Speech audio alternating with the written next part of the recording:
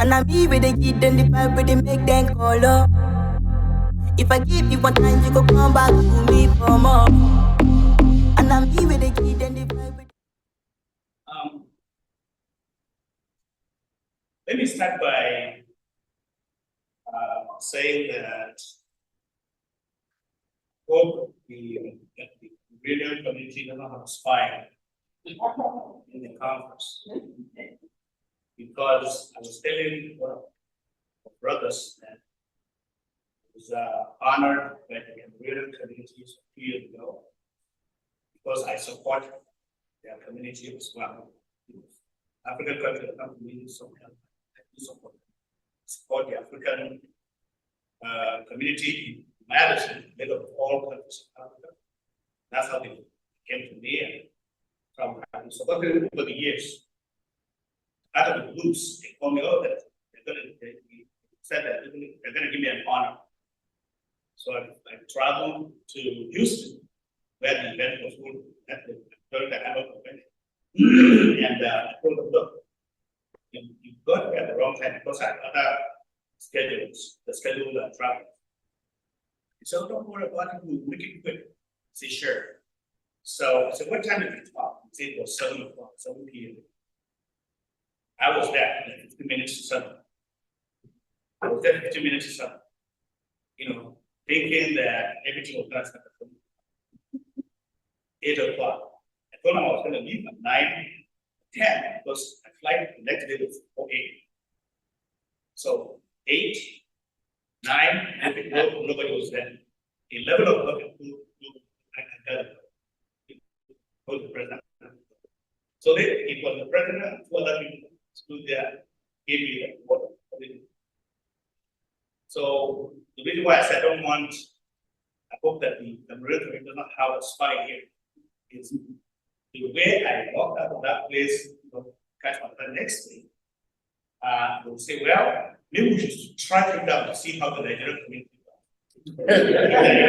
does.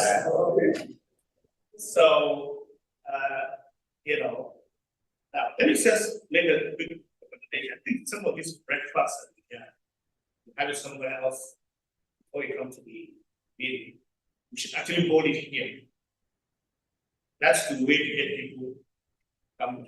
All the conferences I attend, breakfast is served right in there. Don't serve it in a separate place. Even if it's a carry-on, bring it to the venue. That way you be there, get the rest of the venue. Anyway, I'm glad to be here, see my friends, old friends, and meet new ones.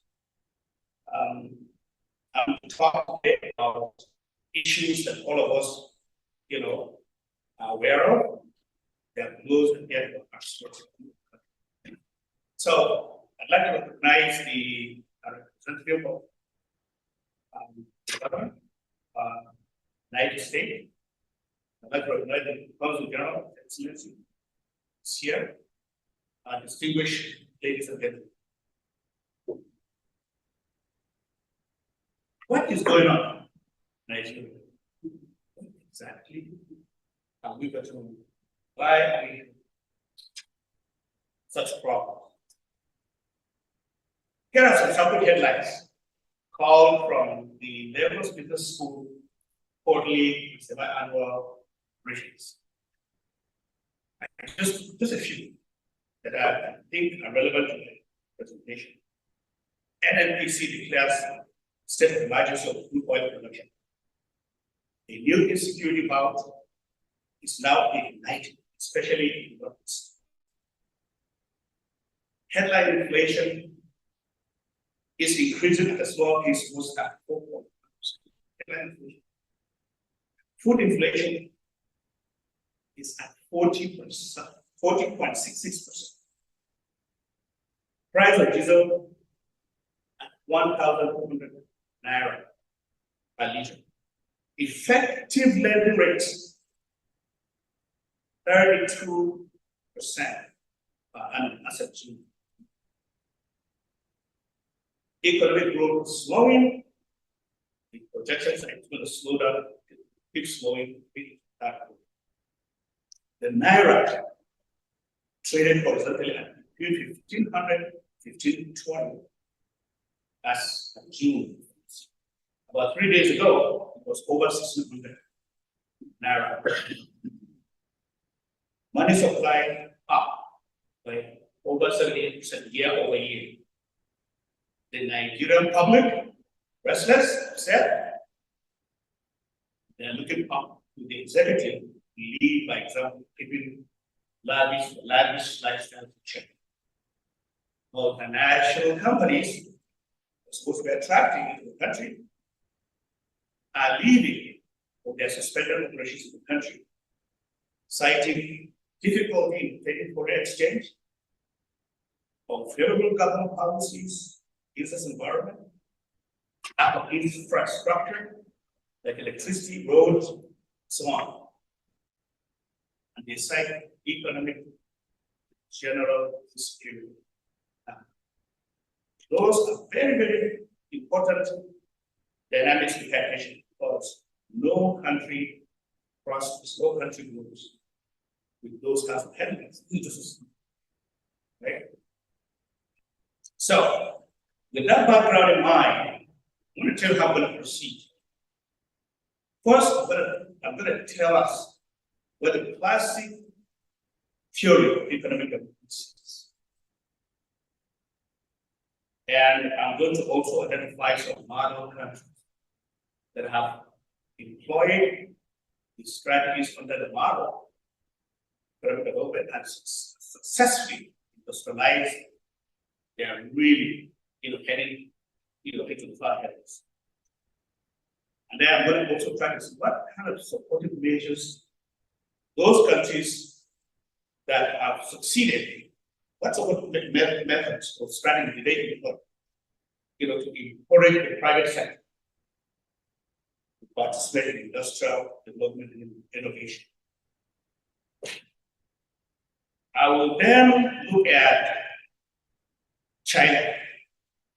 China's economic miracle serves to look at it as a standalone outline when you're looking at models, to party for our own economic growth. The models that I was referring to, models that have adopted during last period of economic development are actually the Asian tigers. All of those of us have probably had the Asian tigers. And then I am going to talk about our own corruption and governance issues. Then I will conclude and make recommendations as a diaspora. I hope that also is going to be your recommendation of our government. Now, let me just quickly also add that there's nothing that I'm going to say that's new, that you haven't heard one way or the other, this way or another. Nigeria has never been short of brilliant people. Nigeria has never been short of brilliant strategies and plans. So recommended World Bank, IMF, Nigerians are here. The problem is with the law country. A citizenry that loves his country will do everything to make sure that we make prosperity available everywhere, including on the south people of the world. So my only fear is that recommend these strategies, but I guess at the end of the day, there's going to be another fanciful recommendation, another council paper, clap, go to church, give praise, go to mosque, give praise. But my hope is that in here, maybe one or two people will have an opportunity, to press forward their desire to see the best. So let's start with the first period of economic development. There are 5 components. This is based on studies going back centuries. This is still what lifted humanity from from the caves, brought us to where we are. there are 5 verified components. One is capital accumulation. This focuses on the accumulation of physical financial capital in an economy. The emphasis is the provision of infrastructure, machinery, and technology to increase productivity. That's a scope of infrastructure, machinery, and technology. Technological progress. That's the second component of the theory. This highlights the role of innovation and knowledge and how that involves economic growth. It emphasizes the importance of research and development, knowledge transfer, and adoption of new technologies to improve efficiency and productivity. Third, human capital development. It recognizes that a well-educated and skilled workforce is essential for innovation, productivity, and overall economic growth. 4, institutional framework. This component focuses on the role of institutions, including legal, political, and economic institutions, in promoting economic growth. It emphasizes the importance of stable and transparent institutions that protect property rights, enforce contracts, and promote competition. 5th, and lastly, is international trade. This component recognizes the benefits of international trade in promoting economic development. It emphasizes the role of trade in expanding markets, increasing specialization, and promoting technology. Now, these 5 components, they interact and reinforce each other. So, that is what the classic theory, that's how it's been recognized in advanced development. Which countries have deployed those strategies in the world? I will put the case study 1, the group of Asian countries that adopted that policy and today they're leading nations. The Asian Tigers, also known as the 4 Asian Tigers or the Asian Dragons. It refers to the successful economies of Hong Kong, Singapore, South Korea, and Taiwan. These economies experience extraordinary rapid growth in industrialization. Now, by deploying those 5 strategies under the theory, while each country had its own unique approach, there were some common factors that contributed to their development. That is, only of those 5 components, there are certain common factors that emerge. First, they focus on export-oriented industrialization. They focus on producing goods for export to international markets, taking advantage of the competitive advantage labor force. They had very low labor costs, which we also have in Nigeria. People were desperate to work. So they took advantage of the desperation of their poor people to work. And they focused on industries that we manufacture strictly just for exports. If you focus on manufacturing for exports, what happens is that you now begin to earn lots of foreign exchange, which then does what? More foreign exchange you have, enables you to be able to buy those items that you cannot have locally, bring them in, build your industries, factories and all that. So their first focus was focus on industrial export manufacturing. The more demand for the goods and services that you're country, the more people you're going to put to work, and the more people that are coming to work, and the more the higher the demand because of the benefit of your goods and services, guess what? You begin to pay people more. You begin to pull people up from where? From poverty. You begin to pull them out of poverty. So it was a very, very clever and very smart move. Ultimately, you cannot maintain an advantage in export or exporting your goods and services because competition is going to come all over the world. So what did they do next? They wanted to make sure they keep the quality of their goods and services very, very high to compete with all companies around the world, in the US and other. So they started investing heavily in education and human capital. They focus on, skills development, technology training, STEM education, because you need the people, to have the intellectual capacity to produce goods that can compete with any other product. So that was the second thing that came out of the deployment of those 5 strategies for economic development. And then the government actually led, that's the third strategy, government-led industrial policy. What does it mean?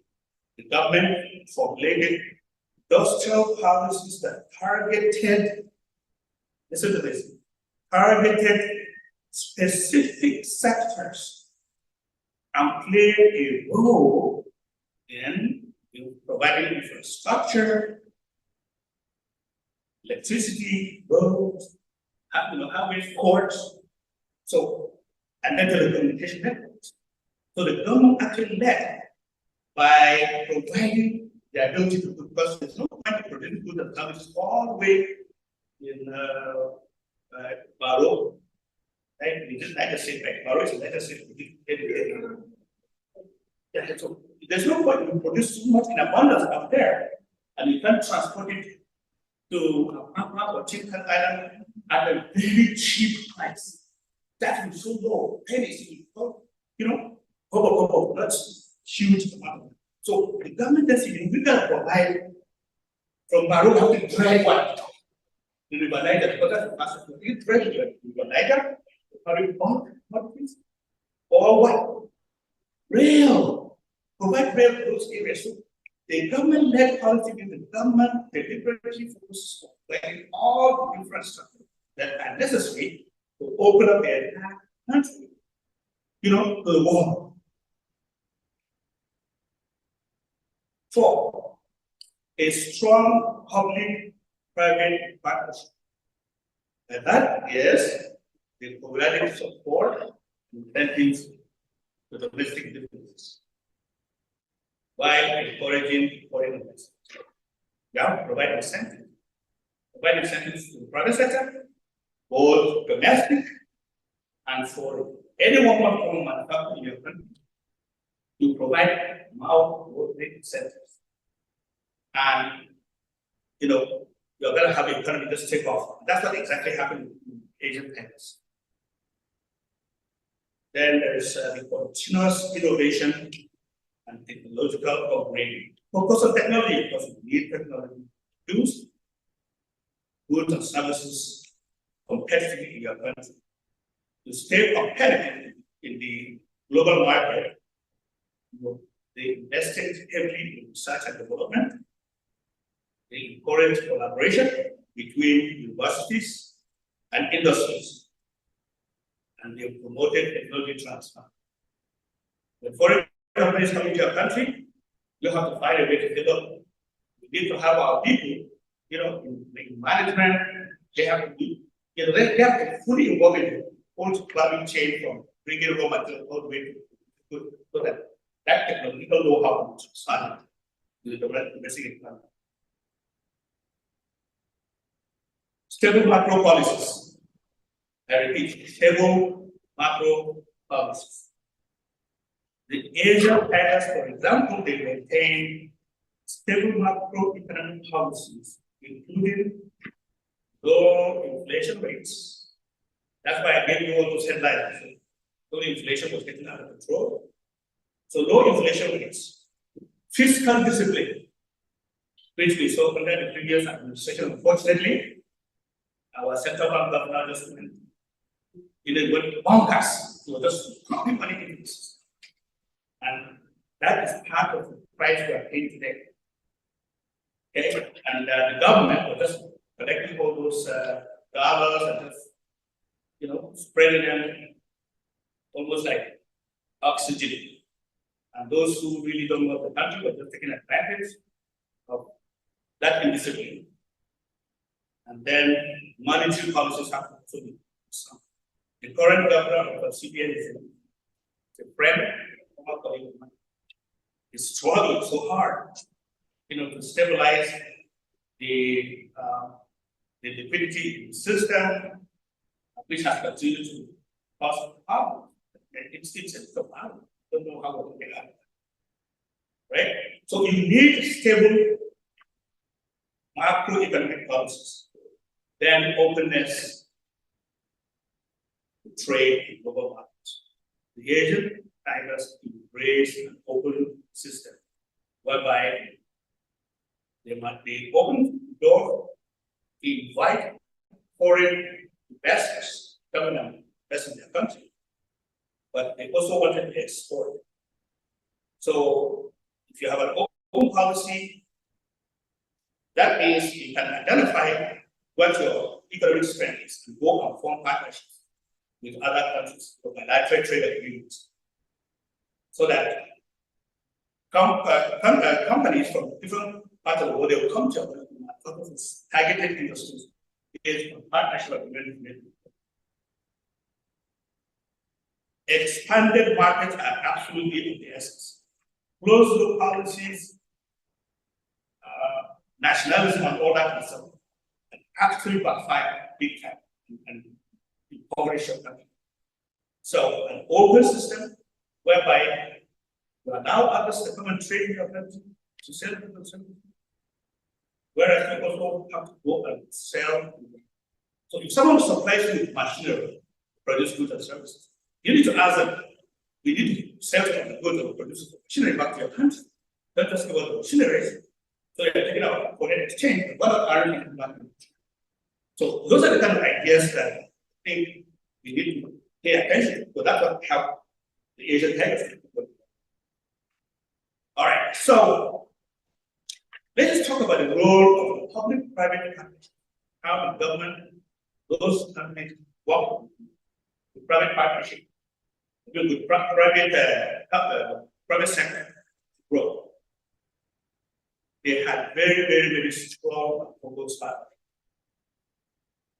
Now, you can't have a strong partnership with the private sector without having a very clear vision, leadership. That's the number one. Very clear. There has been vision. This is where we want to go, right? So later, you put a plan. Say, want to be there. The other night, I was watching a program on Singapore, and I was blown away. It was in Singapore in 2003. I was like, I can't believe this. Why can't we do this in Africa? But in that documentary, we showed Singapore as like moving space, and then they brought in the and they had what we call it economic development, economic planning. And she said, people said, this is so fantastic. No country has done this. Well, this is nothing.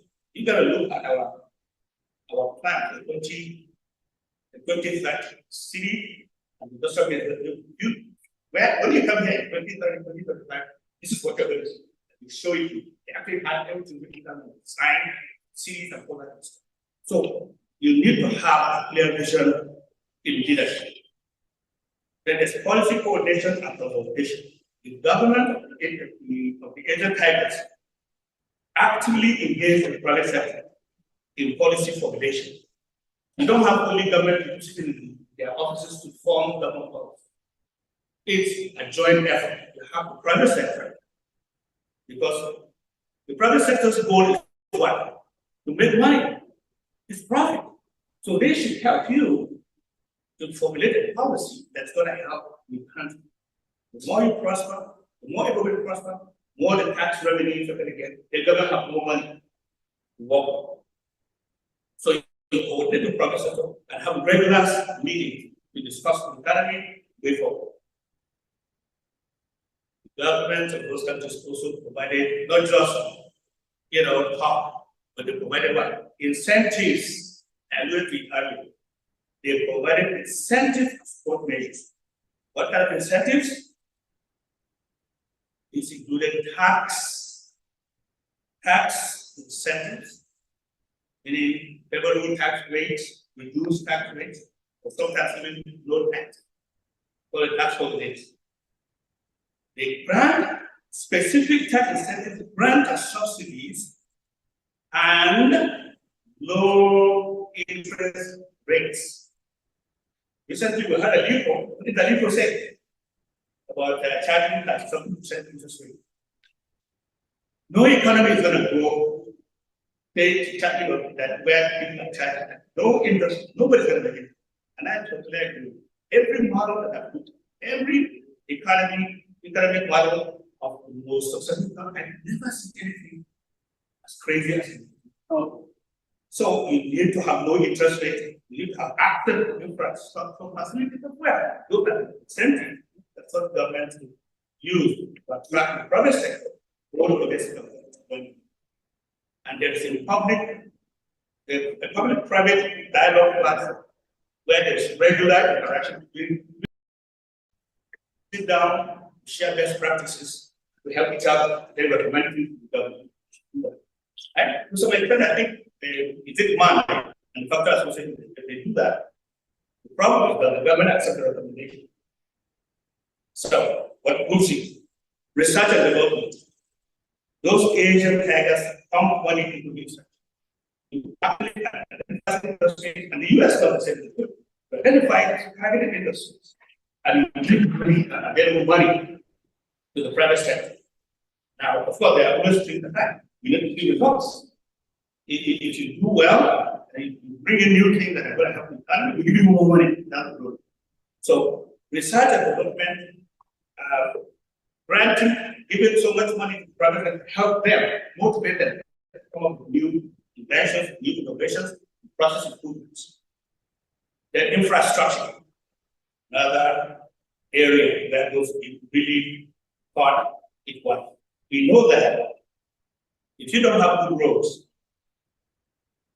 how are you going to move your goods and services? How? You have potholes all over the place. So even though you may have trailers and all that, so you need to provide electricity, waterways. You need to provide rail, provide it. Right? Then access to finance and investment. The government should create dedicated institutions. And I believe sometimes different to the Nigerian government. I think they created certain banks, right? For the Global Bank of Nigeria, Bank of Industry, but the problem is what? Rent seekers again. Our people just they are being. That's what I said. We have no shortage of good ideas. It's in our mind. It's how we think about our country. But this is one area where government, the world over, even the US, they have SBA loans. We all know that. Small business administration. Even us Nigerians that were here, we've benefited from those programs. Why can't we do it now? Okay. Now, let me talk specifically why government supported measures are very, very important. Tax incentives do what? They encourage the private sector, pump money, because if I ask me to come and invest $1 billion to come to help me in the economy, when I start making money, I don't want to start telling me that I need to pay 34% or 40% in taxes. I first need to recover all my investment, right? Before then, I can begin to pay taxes on my money. So tax incentives, globally, universally have been a way to attract not just local capital, but international capital. Grants and subsidies. Governments around the world, those who are really moving forward, they provided grants and subsidies. The government that give money to the private sector. Say, look, I will give you a grant of, 1 billion naira, right? And we're going to subsidize your loans. The banks, the commercial banks, don't have to give loans the same rate as the government. But they can play a role eventually to bring it down interest rate. How can that be done? The government should subsidize the loans. So, okay, you go ahead, give a loan for this project. And the bank may be charging, 34%. But the Nigerian government can say, we will subsidize, you should pay 9%. So that means the government is subsidizing the difference. Eventually, what happens is that the more productivity and the more growth you see in the economy, interest rates will begin to go down by themselves. But now, the deposit rates in the bank, you're paying, people are paying 20-something%. Even me too, I pay the money to buy. I don't want to bother with because I'm a perfect life. I take advantage of it. So those who are holding up to capital will go for the low-hanging fruit, not to invest their money in projects or new startups that can free from current properties. So government needs to come in, subsidize, offer grants.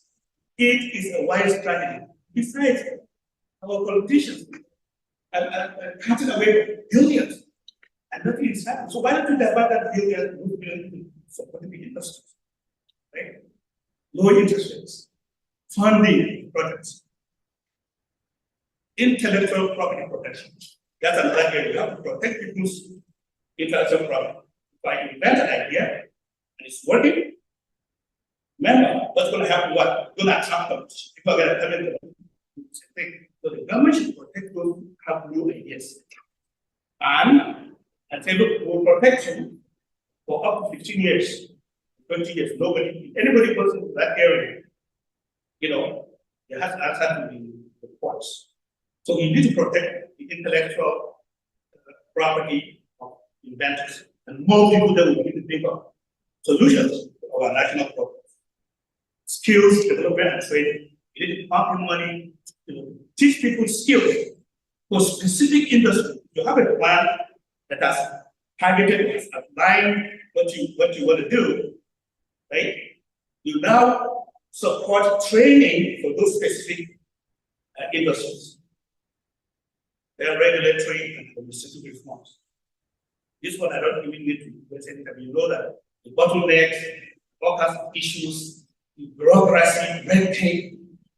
You need to get rid of some of this. They are like, strangulating ropes around the bridge of businesses. There's access to information technology, and that's very pretty much clear. Today we have access to the information all over the world. The internet has provides that as a collective opportunity. Okay, so let's just that is case study number 1, what the Asian peg is. Now let's talk about the outline before jump into Nigeria and then conclude. China's economic model becomes subject to case study all the rest of it. China has proven something can happen if you have the right leadership. First, this is what they did. They started with economic reforms. Economic reform. First, we all know that China was what? A centrally planned economy in the communist legacy. They realized that everything that is centrally planned, this is just a hint I'm trying to give us. Because the government, the government can control everything. The government controls it, and you did control everything what happened. It's to corrupt. So China has to first of all realize that it is an important competition.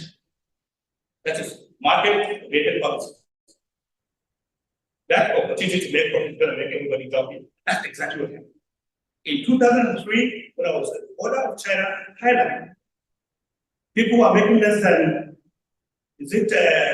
43 cents per hour. What? I was the Sharp PhD student that went to Singapore, Thailand, and Japan. Only 43 cents. But the literature has shown what was going to happen based on what I just talked about. And that's because the government committed that they have that they cannot set poverty anymore. So we can learn from others. No need to be invented here. Right? So that the reform meant we will give everyone an opportunity, but you also have to follow the law. That's what we have to know. In China, we know what happens to people, right? They catch you stealing, right? What did they do here? Well, I didn't say it. All right. So then, after they decided to say, we gotta open up the economy for, what we call it, market forces. Willing buy, willing sell, opportunity around the world. The next thing is, they now say, look, we are giving you all this freedom to do as you wish to make money, but we want you to focus on an export-oriented business model. See why I keep saying this? I said it at a classroom made up of former colleagues of mine. And they were so, no, they're fighting and arguing. I said, look, I am a professor and I taught this for 12 years. You got to focus on export-oriented because that's what you want the naira to be strong. The naira can't just be strong because you're blowing a fire and make it strong. There are necessary conditions for you to do to have the naira appreciate. You got to focus on manufacturing for exports. To do so, go around the world, find partnerships, countries, say, look, you guys need this. We have labor or cheap labor there. We can manufacture for you, right? So, and in turn, we will buy this from you. We can send goods and services to your country. Well, we can use some oil too, but some people want the oil because they need it. So, have a mix and match strategy. And once you begin to accumulate foreign exchange, what happens to the value of your currency? It begins to go up, it begins to appreciate. But all we are doing is local economics in the country. Try to talk the naira into becoming strong. And I stood my ground. 3 other PhDs on that club, they would say, you guys don't understand. We teach this stuff. You got to deliberately focus on certain industries. We are going to support this industry because this is the only way to do a problem. But central bank giving $20,000 to everybody to change every week. They're doing the same thing that let us. That's such an extension should go into importing, machineries that you need to manufacture for export. And some of those machinery you use to manufacture what? For domestic consumption. Eventually, you put everybody out of poverty. The more people who are put out of poverty, the better the economy, and it becomes a self-reinforcing mechanism. Right? So then infrastructure, you can't thrive. It won't work unless you have all the necessary infrastructure. Roads, electricity, waterways, right? Those are a necessary condition. You must have them.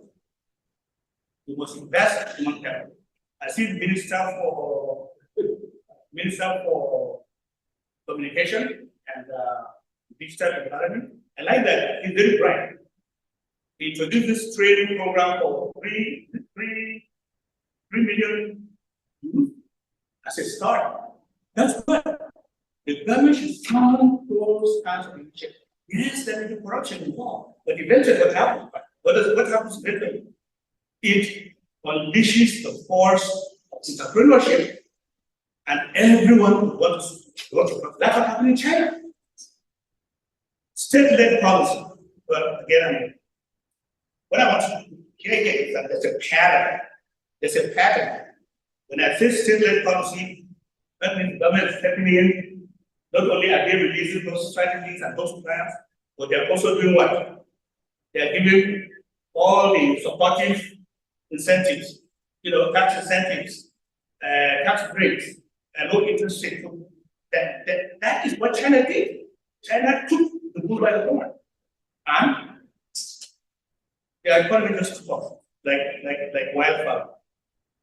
And then urbanization and domestic consumption. So everything you do when you start with the export register, ultimately what you want to do is eventually to fuel domestic consumption. Because as you manufacture a large quantity to export, the workforce begin to make more money. And when they begin to make more money, what do they want? They want the good things of life. They want better homes. So people started migrating from all the rural areas into the cities. And then China experienced the building boom that you see today. You see Shanghai and all that, where they were like about 20, 30 years ago. You look at where they are today. So the government has to lead. They have to deliberately say they're going to do this in one thing. Let me rush so that I can get to the real meat of the subject. Long-term planning. Let me end that section. What China did. It was China believes in long-term. How many of you know that China has a 100-year plan? 100 years. Traditionally, in traditional financial theory, it's impossible. Anyone can see what's going to happen in 100 years. Well, thanks to AI, they think it can reasonably predict what's going to happen. Right? So they have a 100-year. Not to say that they have a 100-year plan, but we should start from somewhere. Let me jump to Nigeria. I don't know where to start. First of all, let's face reality. Where, you want a product, you can oil. We're so dependent on oil. Everybody will abandon everything, brown, rubber, cocoa. We'll just abandon everything because of that black liquid bubbling from the ground. It's terrible, said way back in 87, 88, we were discussing Citibank, then I was vice president of Citibank. How the country is vulnerable, subject to the, what do you call it? The flow as global oil price. And the recommendation of made by the Citibank, the please find a way to diversify. We were supposed to be saving part of that windfall we were getting, right? Save it and believe it was that's what the Arabs did. Look at Dubai today. The United Arab Emirates. I understand that in the Saudi week, they come to borrow money from us. We give it to them for free. We should say, yeah, say that you're our brothers. And look at where they are today. So I think with this overdependence in oil, it's terrible, it's tragic, it's a curse. Lack of economic diversification, that's what I'm trying to get at. We're not diversified. We need to think that you are not diversified, you are a subject, whatever happens to that singular. How many of you have investment portfolio? Do you have only just one stock in your portfolio? No. You have a basket of mutual funds. And a typical mutual fund is about 100, 150 or more companies in one fund. If you have more than one, guess what? You have hundreds or thousands of companies in it. To reduce the possibility that you can lose your money. But if you put it in just one, hoping that you put your Google or your Amazon or your this is Apple, I'm going to become a millionaire. Like just putting all my money in this. You are sitting there. Something happens, boom, you're dead. So the same thing with the national economy. You do not just focus on just one sector. You need to diversify. That's what I'm trying to do. That's what I'm trying to do. Weak infrastructure. See, I want to hammer this point over and over so that you sink in. You need roads. You need waterways. You need feeder roads. Who knows what? Who knows what opened the U.S. and when? Who knows? Who knows how the U.S. suddenly took off and so the U.S. wasn't leading, economy in 30s, 40s. U.S. was, who knows? When President Eisenhower opened up roads and connected every city, every major capital, then somebody. That was in 1950. Correct. Very good. He doesn't see, but he knows it. He knows it, right? So he's a friend of mine. Please, so he opened. Eisenhower recognized the importance of mobility. Where people can move from one place to the other freely, quickly, easily, the economy also takes off. But here we have people in government in Nigeria who went to some of the best schools in the world.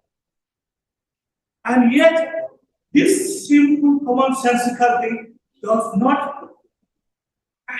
It just beats my imagination. I were doing this. Infrastructure, NEPA, all this. The one thing that the Nigerian government has presented all portfolio managers government for is telecommunication. Why can we learn from telecommunication? Obasanjo, I think you see, right? Yeah. He opened his look, I'm going to promise it. You can, there are videos that you say, I'm going to, let's open the doors. Writers, minister, you people, I'll give you concession. Give subsidy, everything and all that. You do the road, then you set up toll gates. You can have different roads, parallel, running together. There is the expressway, charging an amount of money and Nigeria. You don't let it happen. Everyone will charge about behind a pass, go on the so it's easy to these are things for us. But somehow there is that evil, something that's lurking on the way to translate any good intention that we have. I'm going to wait. It's lurking there. I'll talk about it. Corruption. Yes. Corruption and terrible government.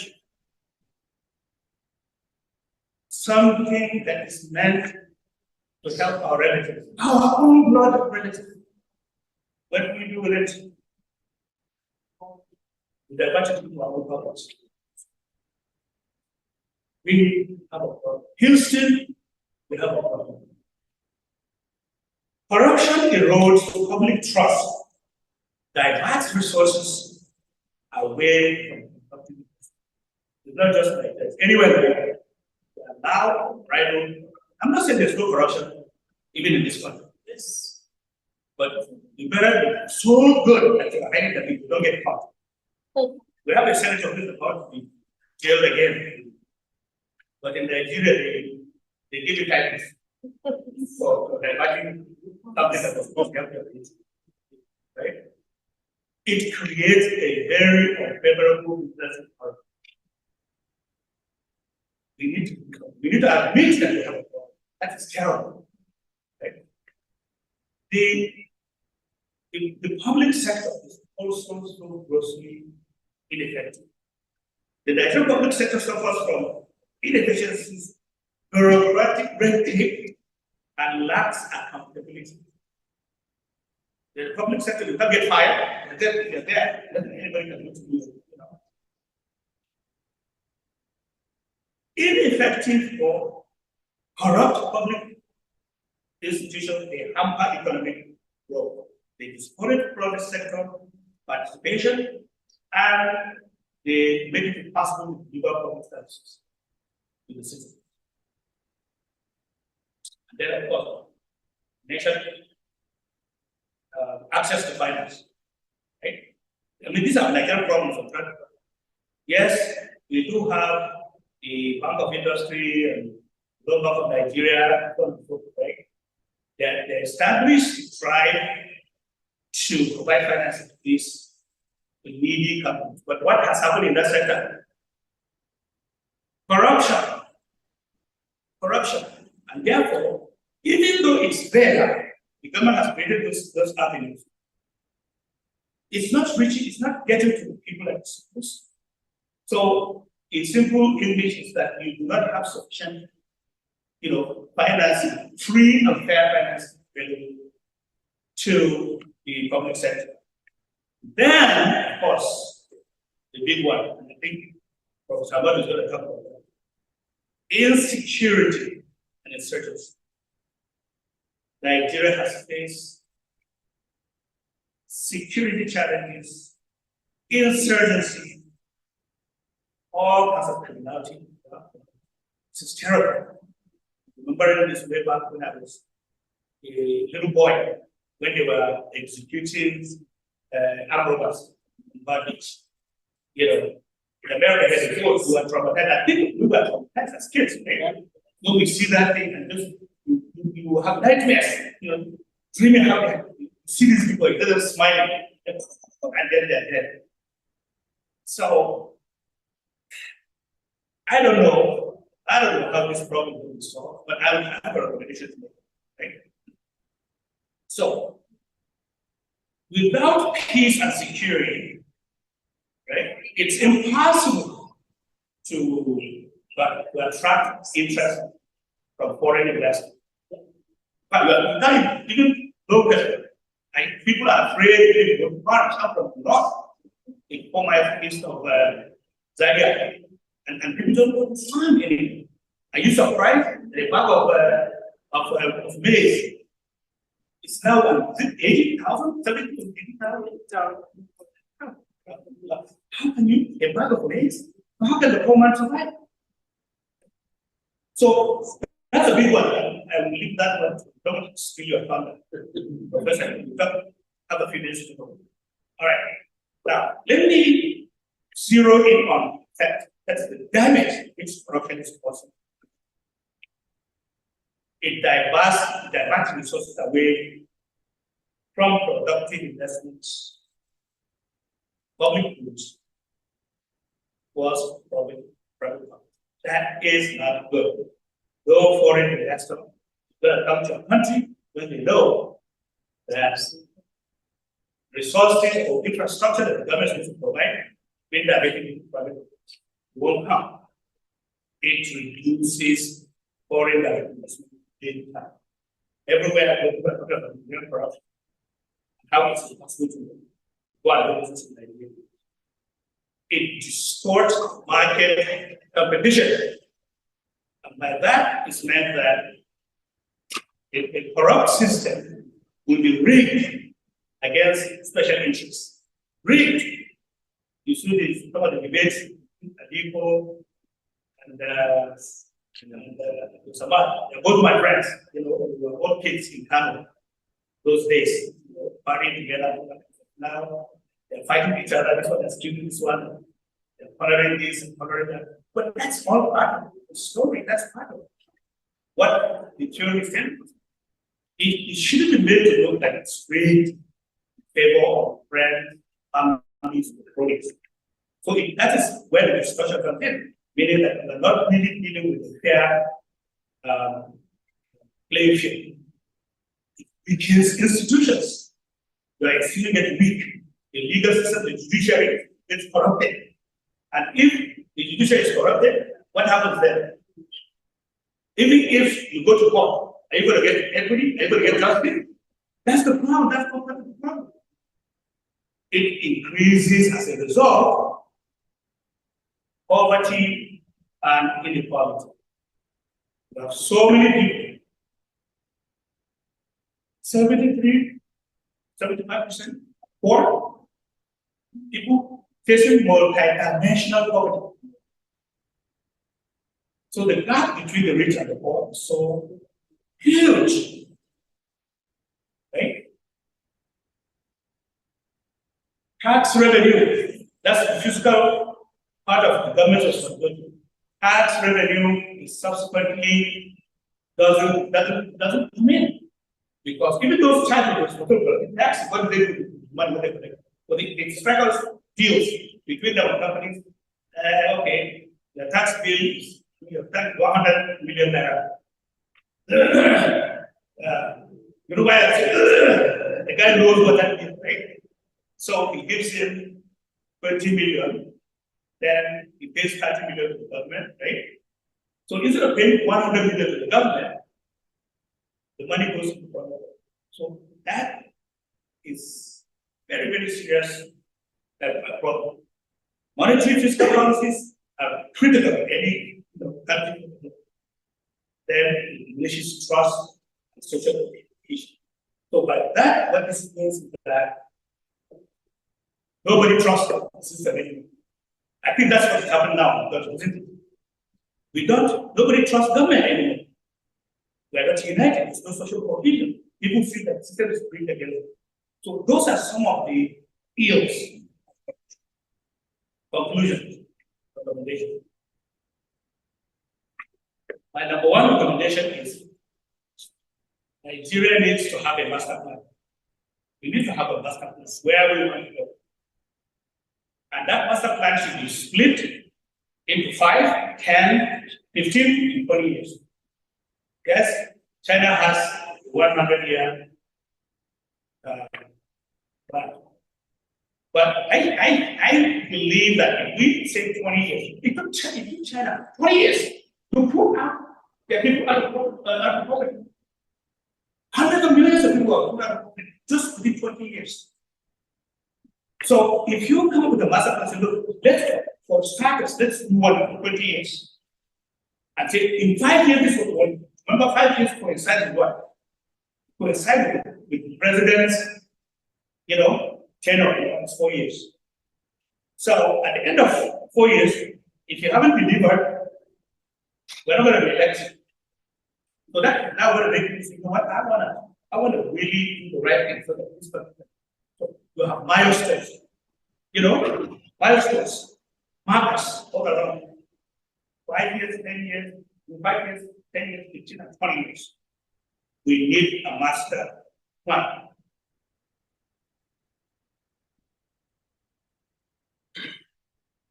That master plan, by the way, when I say master plan, I'm talking about everything that we've spoken about. With the diversification in the economy, we diversified a lot. What is our problem now? We need to get rid of this here. Okay. Then also, where we want to be is on competition. You need to identify people that are competitive. Because you cannot know you're making progress unless you have people that are competitive. These are our peers. By the way, we have companies about 100 of our peers, right? In the 70s, 60s or 70s, Thailand, Malaysia, and all of them have grown, they've left us. So today we understand in that master plan, say, here are our competitors. And then our goal is to begin to give an eye what they're doing compared to what we're doing, because we want to be first, not second, not third. Well, if we end up second, that's okay, we'll accept it at the beginning. Later we'll have to be first. Okay? Nigeria will take last.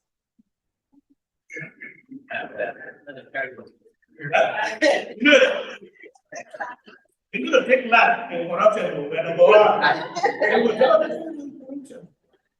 So, 2, let's focus on micro, small, and medium enterprises. Those are the engine of any economy. A lot of people don't understand that 99% of jobs are created by micro, small, medium enterprises. The mama and mama food. Even the government says Accra. It's also part of the system. The government's job is to try to systematize that and make it conducive so that it can add to the development of the economy. So we focus that, create policies that focus on micro, small, medium enterprise. We need to. Economic and industrial zones. That is one of the things that China is doing. They learned from the Asian tigers, and then they divided the country into industrial zones, economic and industrial zones. In other words, you survey the country and determine what each part of the country is suitable for, and then you zone it and create incentives, put resources in that zone that will now maximize and extract value from the economic base of that area. For example, the north, my recommendation is the zone or designated the agricultural agro-allied zone. And then it should become the platform for anything agricultural, both producing, grain, fruits, you name it, everything. And then processing. You process those goods. Now we have everything wasted, tomatoes or mangoes wasted. But create an enabling environment that make it become creative, how they can save all those foods, any excess production. We can actually begin to do what? To manufacture our own equipment, right? Look at what China is doing today. You see all those videos going around? They show you a machine that's going and it just goes on there and it's lifting all those carrots or something. They invented that based on the unique economic of agriculture. The north can become that. The north can become that. The southeast. That should be our industrial, small machine tool, shoes, apparel, you name it. Motor manufacturing, I think we have how many manufacturing plants there? Two, right? Two.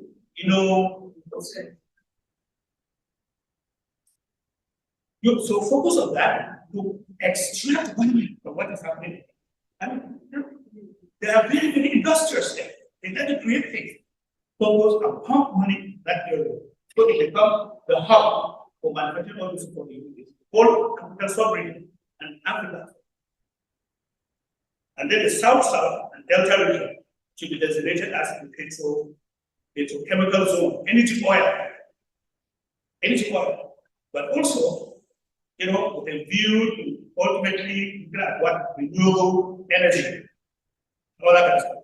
So based on the current economic environment for the oil and gas chemical area, then the Southwest, that's your country. That's heavy industries, shipping, high tech, AI, because of the migration of companies coming to Lagos, cocoa, commerce. So you have to divide the country into industrial zones so that you can target it, put resources there, instead of having it spread all over the country. Doesn't make sense. Now, here's another major recommendation. So I talk about economic and industrial zones. Talk about focus on micro, small, and medium. Then long-term plan before. So now we talk about incubator and accelerators. The president mentioned something yesterday about incubators and accelerators. That is so important. I don't know who has been to Rwanda. When you go to Rwanda, you see that they have a place, we call it an accelerator. There's so many companies. Incubators are places where you put in money, trainers, so on and so forth, try to teach people entrepreneurship. And for them to come up with ideas to do what? To create new companies. And then when you incubate them, then you now help them scale. That's called acceleration. The government should give startup grants when you have incubated a company and it shows progress. Then the government gives a grant to help that company keep going. Because what kills good ideas is what? Lack of money. Lack of money. So here in the US, programs like that, they give you money. Grant when you start new company. Then I also recommend an annual invention and innovation prize award. The president should consider this seriously and to have a highly respected team of businessmen who can smell a dollar out of an idea. To now look at all these inventions and whoever invents the most potentially revolutionary idea or product that will help the country to become well known around the world, they should be given award during June 12th, Democracy Day. So Democracy Day should not just be just, oh, we're free from democracy. What have we got to add to democracy? Other than pay. So, but if you now begin to use it to harness the intellectual capital of Nigeria and give good award, the highly priced award, not give somebody a small amount of money. Something that will encourage other young men and women, or even old guys like us, to come up with new ideas how to solve the same problem. So, annual invention innovation award given on June 12th in order to encourage creativity. Then focus, of course, export manufacturing. Focus on export manufacturing. South Korea, Japan, Thailand, all of it. That's the same thing they did. Right? So I think I don't need to give the number. The focus on export manufacturing, it pulls so many other sectors with it. Then made in Nigeria policy. You know, if we say we have to eat rice imported from outside, to me there's no justification. No, you can't tell me that your problem is by somebody else. You are responsible. You don't have the soil to produce your own rice. Now, even if it's manufacturing, why should we import toothpicks? Why? We must start with made in Nigeria, buy in Nigeria. We should do that. There's nothing wrong with it. That's one of the arguments we had on the platform. Yeah, all these smart kids. You know, why should we? I said, okay, you can buy Chinese goods. One day you're going to run out of money. You don't have money. You have to make what you consume. Food, especially. And if you can make clothing, we now make our clothing. We like to wear. This is what I like. I don't wear shirts. I wasn't. Make everything in it. Now China has started making our dresses, and we're sitting there not doing anything. So we must have a policy where we make in Nigeria. Why are we buying cars from Japan? Prado, whatever they call it, whatever. We can make it in Nigeria. I think there's a guy in the West that can make military stuff. Why are we spending scarce foreign exchange to import Prado, Lexus, and all that from other countries when we have innocent that can make them? Why are our National Assembly and all the top government officials, everybody wants to write a foreign car?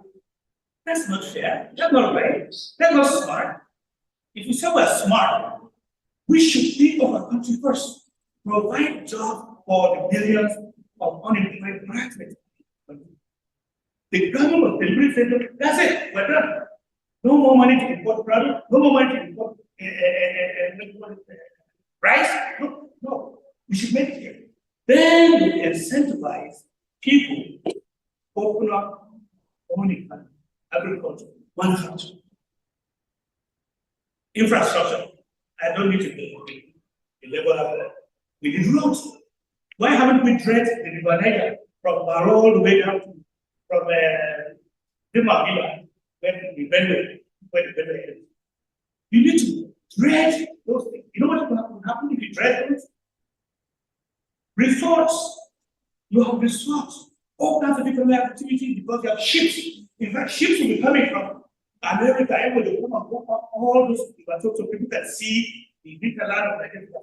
Nice hill, nice rolling. All kinds of economic activities would spring up.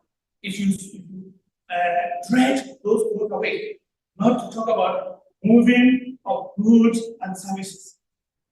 Bulk, grains coming down, factories for bulk manufacturing, cereals that we're exporting to Ghana or South Africa. You need to dredge it. We don't need to put it in trucks. Build railroads where you cannot afford. Where's my kids? Education. I say education, education, education. We need to introduce and emphasize STEM education.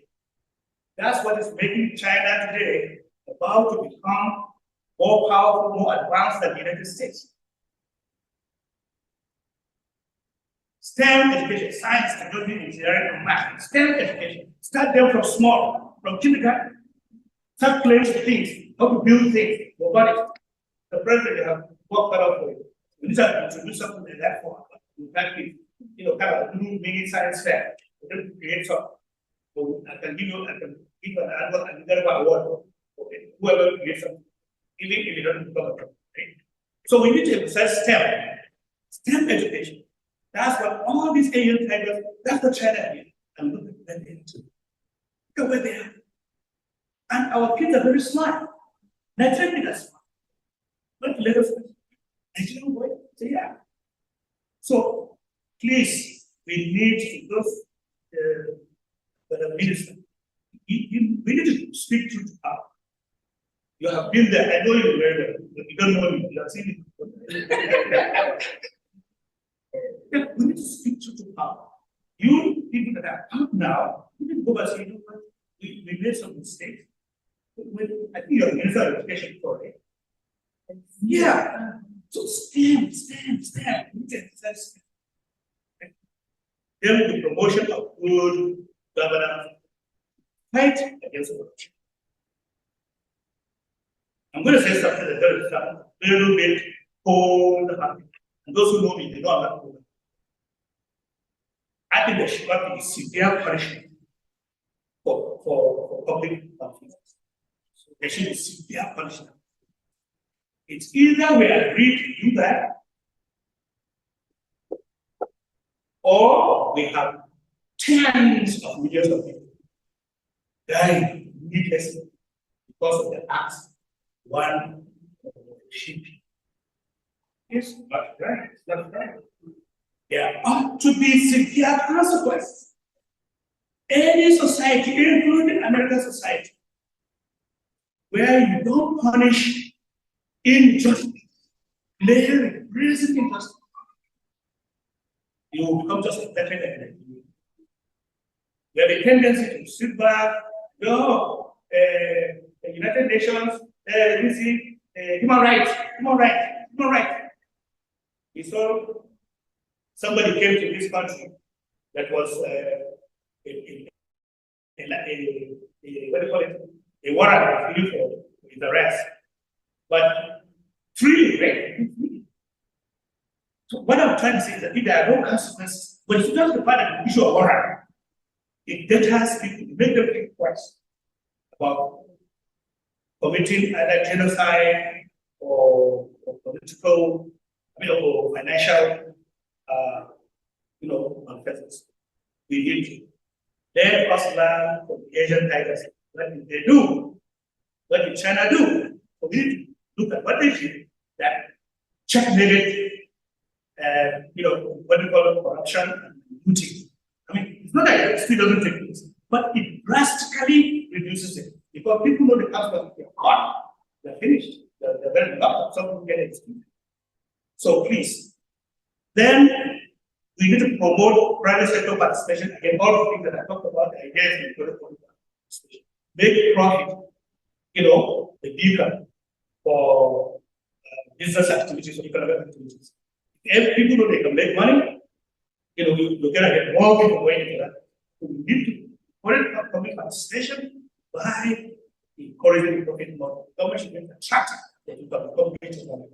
I remember in China, when they did that, one guy who was a teacher wasn't making $10 a month in dollars a month in China. Became one of the early billionaires in China, when we opened up the plant, what did he do? He wanted to produce a chicken because he said, "My God, people are going to need food. People are going to need meat." So he started small, and he just started growing up. Before he grew, in fact, we don't taste it. Look at the he is. He became a billionaire. We need to do the same thing. The only problem in our country is that people, they are so jealous. They don't want somebody to become rich. Government officials that are already happy that they're doing it, like here, they congratulate you. Come tell you, they will take me to say, "This is the young man that I helped that has now become this." But in Africa, they want to find a way to come and destroy the business because they're making money. There should be consequences for public officials to do stuff. Right? So public participation is very, very good. Then research, of course, save, put money in research, but give money. Even NGOs do research. Say, let me just come with a list of all our problems. Here are our problems. We need people to do research. If you can do research, bring something that is convincing, sellable, will give you this much. Nigerians are very great. You see that they're going to come up with solutions for our problem. So we need to encourage, if you truly love the country, that's what you do. Okay? Then, of course, promote regional integration. The African Continental Free Trade Agreement, that's an opportunity. We should find that out so that it becomes a reality, that people can freely move around the African continent. Guess what? That is the biggest country on the continent. So if we implement all these other things that now make Nigeria very productive and producing all these new goods and services, guess what? We don't need America. We don't need Europe. We sell these goods to ourselves, to our brethren. Africans trading within the African continent alone, that is sufficient to pull us out of poverty. So we need the minister. Our government needs to do everything to make African Continental Free Trade Agreement become a reality. So Africans can really to move everywhere to produce and you can sell anywhere without fear. Lastly, prioritizing sustainable development. Pay attention to our environment. Pay attention to our environment. We should look at alternative energy sources. Think about the future. Saudi Arabia, they are all doing that. They don't wait until fossil oil is now a thing of the past. People say, "My God, how did we ever survive? Why did we die sooner by using this?" So they need to look into the future. We need to do the same thing. We should start thinking. Talking about sun in the African continent. We have so much sun, and yet the Chinese are the ones now working. They are leading the world. We research in solar, and they don't have as much sun as we do. So, and then the Delta area is there. Young man that time went to the Lembe area and saw how this multinational foreign company share just pumping on they killed all the fish. I was there. This is what these people, they let me work. But they complete. Again, goes back to corruption. Once a government official has been given something, he now wants to back it up with force. And I hope I haven't impressed you so much, but those are the few things that I thought I need to share with you. Thank you very much.